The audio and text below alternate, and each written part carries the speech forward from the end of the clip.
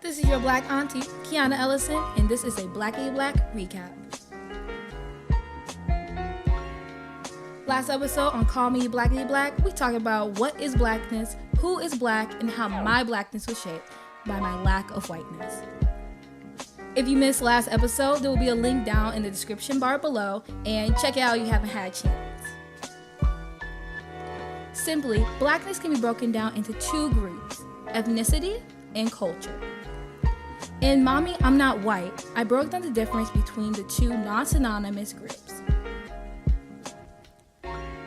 Before we hop into the new episode, remember there's a difference between culture and ethnicity. Culture is made up of beliefs, custom, art, and etc.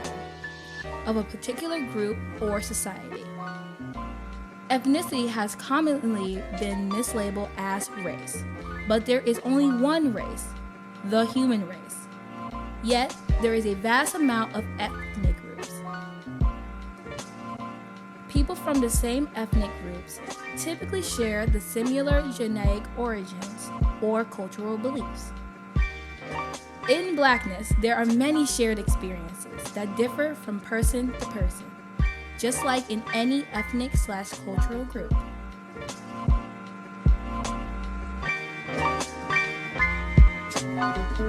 Now let's get into this story.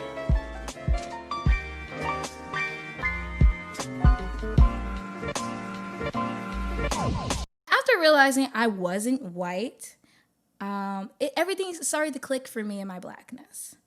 Now, I wasn't the blackest person walking, but I was still black nonetheless. And colorism wasn't really mentioned, nor was it even talked about as much as racism. For me, it always felt like there was some mold that black people had to maintain. And I really didn't understand where it came from and why does it exist. A lot of the discrimination that I have faced has come from Latin descent individuals and black individuals. And that what leads me into the story that I'm going to tell today. So I was about 17 or 18 when I first started going to this church in particular, and there was a black and Puerto Rican student. And we're talking, and we're just having a great time, we're cackling, you know how black people do it. And I said, yeah, because you're black too, right? And he's like, yeah, but I'm Puerto Rican. And I'm like, but you're black. He's like, yeah, but I'm Puerto Rican. And I'm like, yeah, you're mixed, but you're also black. And we went back and forth, and I just kind of dropped the situation and moved on. And as the conversation continued to go on, he started talking about his siblings. Now, I'm no scientist, but black is black to me. But we can argue about phenotypical and genotypical traits on a different day. He went on to describe his hair and his brother's hair and one of his younger sister's hair as bad.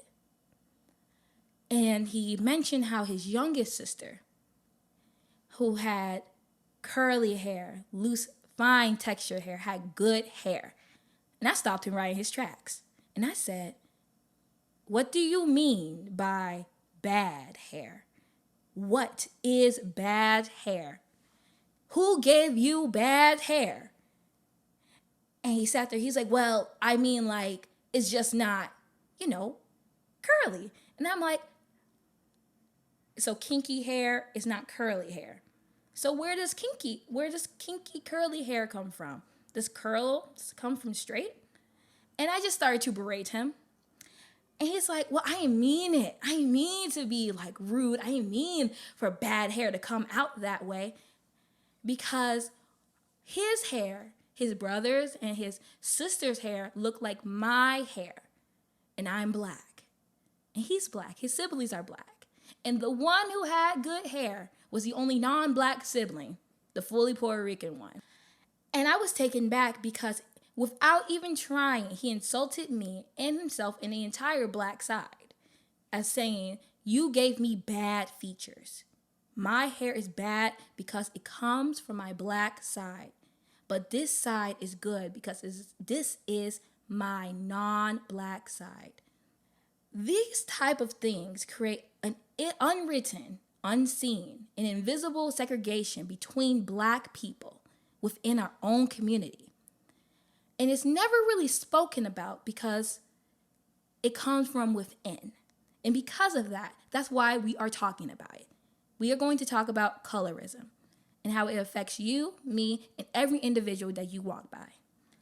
The problem that we in society have acknowledged is racism, which is a great thing. We're making great moves and we're moving forward. Unfortunately, there is a silent killer that attacks us at the forefront. The little sister called colorism. Now, the difference between colorism and racism is how it affects people and why it affects people. Racism is the prejudice or discrimination based on a person's racial or ethnic group.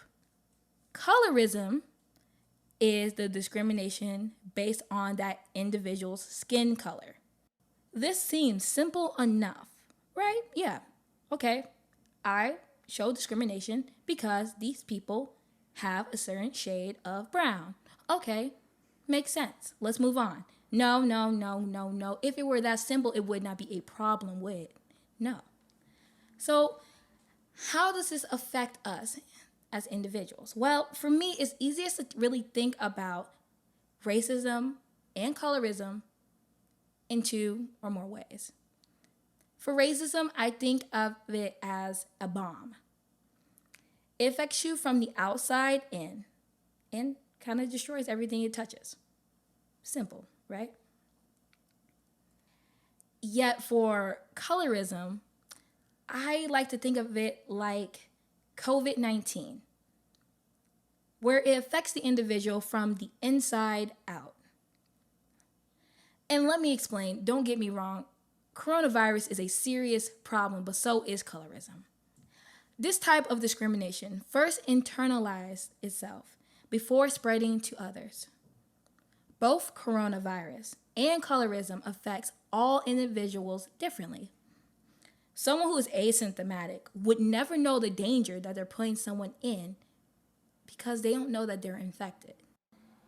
Colorism works in a very similar way, where a large sum of people don't mean to be offensive, yet with statements such as "you have good hair" or "don't stay in the sun too long or you'll get dark" are inherently colorist without even trying to be. False beliefs such as being too dark or not black enough are being spread through these asymptomatic colorists. An asymptomatic colorist is someone who doesn't realize the discrimination that they spread to others based on skin color. You may be asking yourself, well, where does colorism even come from? Well, in blackness, the hierarchy of colorism is rooted in the proximity to whiteness, which has been embedded in blackness via colonialism and slavery. This type of discrimination is why lighter-skinned black women are favored in beauty over darker-skinned black women. How there is some sort of emotional difference between lighter-skinned black people and darker-skinned black people. Black is black no matter the shade, so why is there an invisible segregation between the two? The question I'm always left with when addressing colorism is, when are we going to stop internalizing and start addressing this form of discrimination? And what is so wrong with being black? I have heard more excuses than call of action. And unfortunately, many people are comfortable with colorism. It's just cultural at this point. Well, you are better because you're lighter, but you wouldn't say that. You just say, man, it must be so great to be light. Now, this backwards thinking is as outdated as MySpace.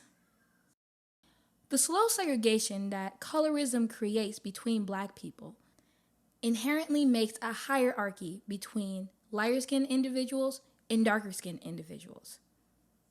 Colorism affects an already marginalized people group by creating more division within that said group. We as black people shouldn't be subjected to this invisible hierarchy that lighter-skinned individuals are better, darker-skinned individuals are trash. No one should have to live with this type of discrimination within their own people group when there's already a structural discrimination based on just being in that people group. Isn't that insane?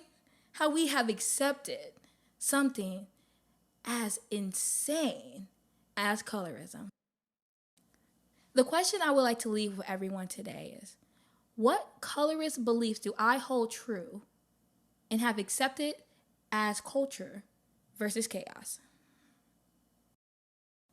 Colorism isn't spoken with the same energy as racism. Mainly because with racism, you can look outward and say, well, that's what they're doing to me.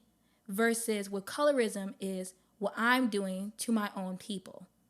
How I'm looking at my own people with eyes of judgment, discrimination, and hate.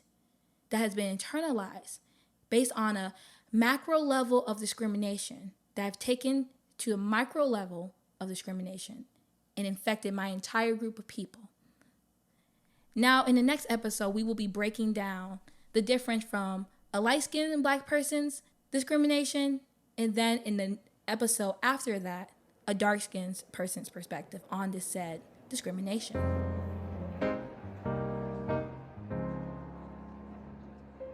Now, this was Call Me Blackity Black. This is Quiana Ellison, your black auntie, and stay black, y'all.